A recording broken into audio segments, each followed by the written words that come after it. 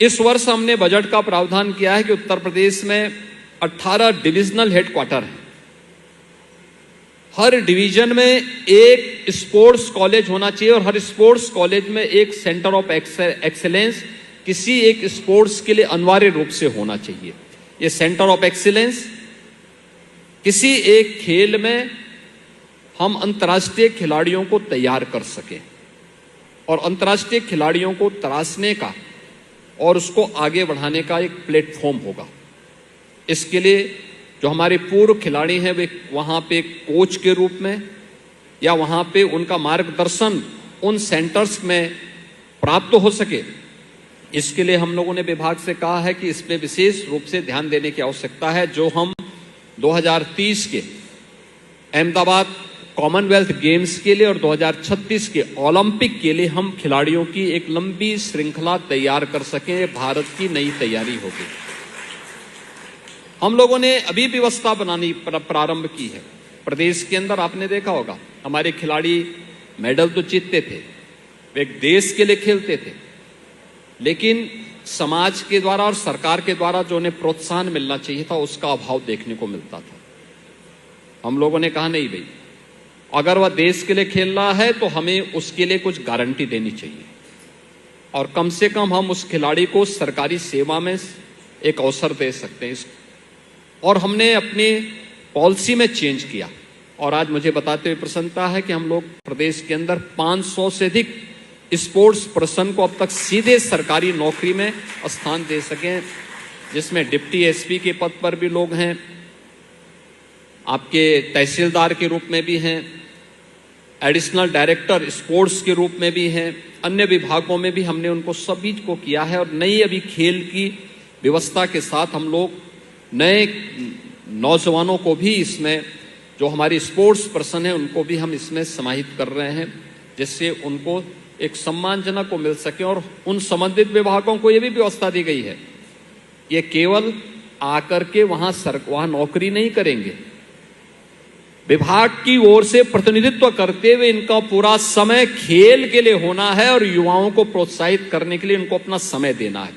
और वह उस दिशा में वे अभी कार्य आगे बढ़ा रहे हैं। पिछले 11-12 वर्ष में बदलते हुए भारत में हम सब ने देखा होगा एक नई खेल संस्कृति ने जन्म लिया है।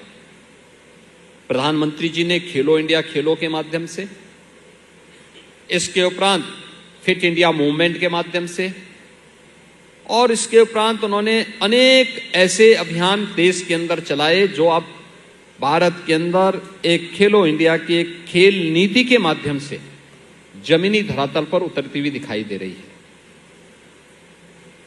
प्रधानमंत्री जी की उस प्रेरणा से उत्तर प्रदेश सरकार ने 2017 के बाद उत्तर प्रदेश के अंदर उन अभियानों को आगे बढ़ाने का कार्य प्रारंभ किया।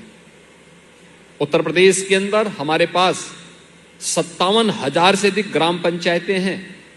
आज के दिन पे हम उन सभी ग्राम पंचायतों में पहले चरण में हमने खेल का एक मैदान गांव के लिए अनिवार्य किया है। जैसे गांव में एक ग्राम सचिवालय होना है, गांव में एक विद्यालय होना है, गांव में एक तालाब होना है, ऐसे गांव में एक खेल का मैदान भी होना है। और मैदान के साथ साथ महिला और पुरुषों के लिए ओपन जिम का निर्माण भी होना है। एक गांव की प्रायोरिटी का हिस्सा बन गया। विकास खंड स्तर पर एक मिनी स्टेडियम हो, आज इसको हम लोगों ने सरकार के बजट का हिस्सा बनाया है। हर विकास खंड में एक मिनी स्टेडियम जरूर बनाओ, हर जनपद स्तर पर एक बड़ा स्टेडियम हो, इसके लिए भी हम लोगों ने कार्य प्रारंभ किया। युद्ध स्तर पर कार्य प्रारंभ हुआ। बीसीसीआई एक इंटरनेशनल स्टेडियम का निर्माण वाराणसी में कर रहा है। गोरखपुर में एक इंटरनेशनल स्टेडियम का निर्माण का कार्य हो रहा है। लखनऊ में है, ऐसे ही कानपुर में भी एक स्टेडियम है। हमने इसी प्रकार का एक स्टेडियम हम लोग गाजियाबाद में ले रहे हैं। वो जमीन पहले हम लोगों ने बीसीसीआई को दी थी, बीसीसीआई उसमें नहीं बना पाई, तो मैंने अब बीसीसीआई से अनुरोध किया है कि वे यूपी गवर्नमेंट को वापस कर लें, हम उसके बदले उनको पैसा दे देंगे, अन्य जगह उनको जमीन दे देंगे। इसमें हम स्वयं स्टेडियम का निर्माण करा देंगे जिससे खेल और खेलकूद की गतिविधियों को आगे बढ़ा सकें। ऐसे ही अन्य स्थानों पर ये सभी कार्यक्रम तो हमारे युद्ध स्तर पर बढ़ ही रहे हैं।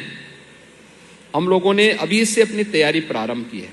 मेजर ध्यानचंद का जो हमारा प्रदेश का पहला स्पोर्ट्स यूनिवर्सिटी का निर्माण, ये हम लोगों ने मेरठ में प्रारंभ कर दिया है और गत वर्ष से हमने उसका सत्र भी प्रारंभ किया है।